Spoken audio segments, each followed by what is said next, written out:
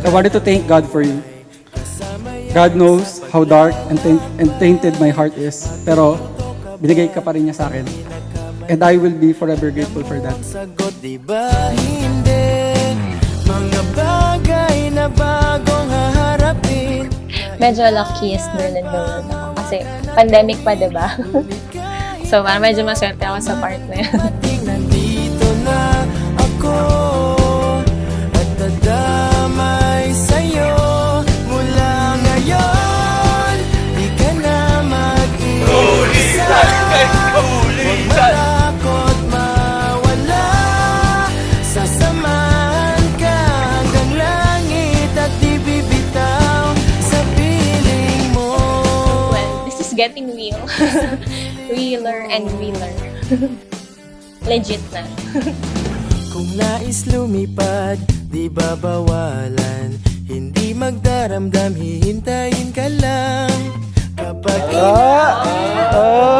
Google phone. Pixel 5 na phone. Google. Kasi ang tagal niya ng ano yan eh. Binabrowse, pero hindi niya binibili. Kasi parang reasoning niya. Meron naman siyang phone. Pero wala talaga siyang luho sa buhay. Other than Okay, Pixel 5.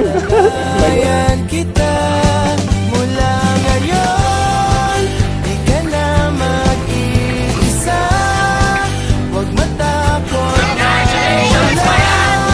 sasamahan ka hanggang langit at di bibitaw sa piling mo.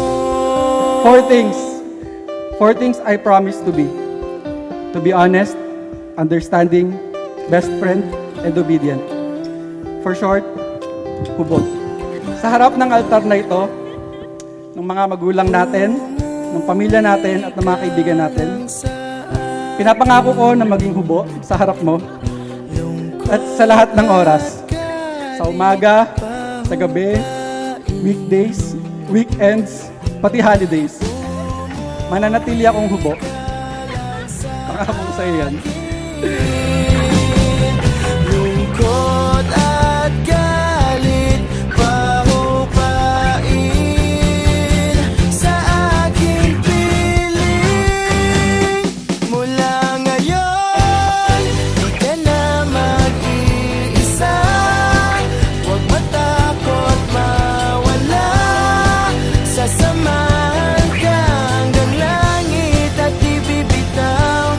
Mula ngayon, kahit kaluluwa ka, mawala ng pag-asa. I want this na i-enjoy din natin dalawa.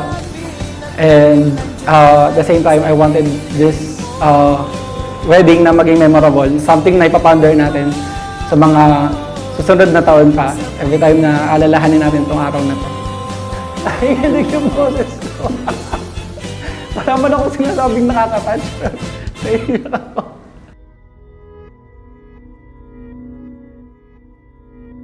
Hi, baby. I married you 6 months ago in the presence of God. Just 5 of us physically in the room.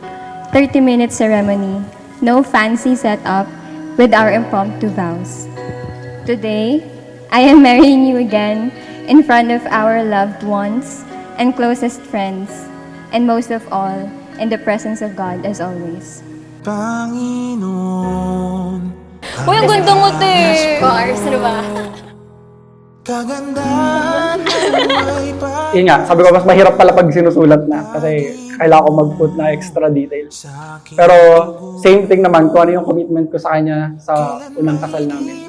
Yun din naman yung commitment ko sa kanya till now. At hindi magbabago.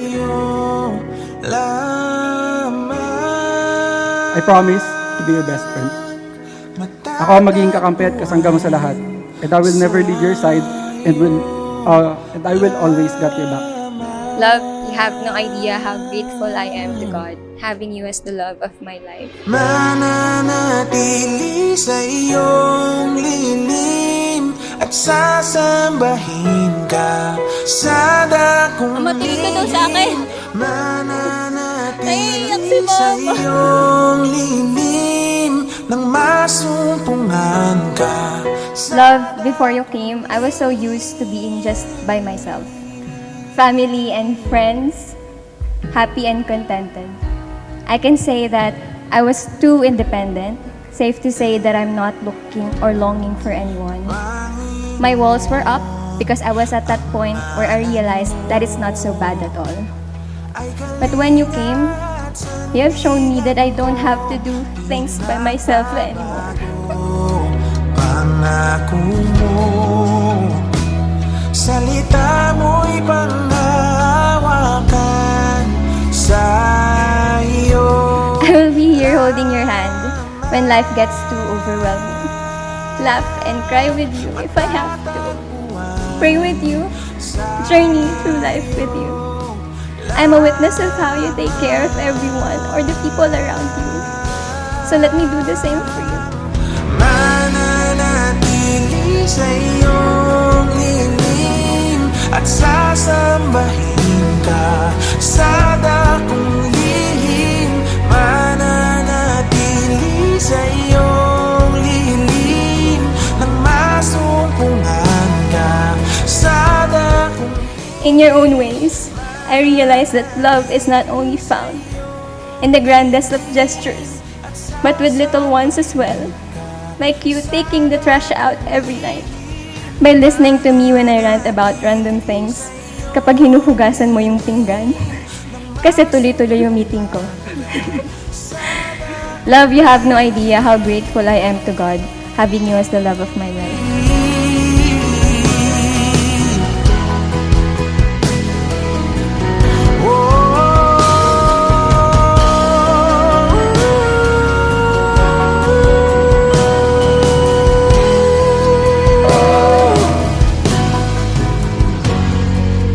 I thank the Lord every day because the pains of the past made sense when you came. I can't wait to build a family with you and make our dreams come true. I love you so, so much, baby. And for you, it is and will always be worth it.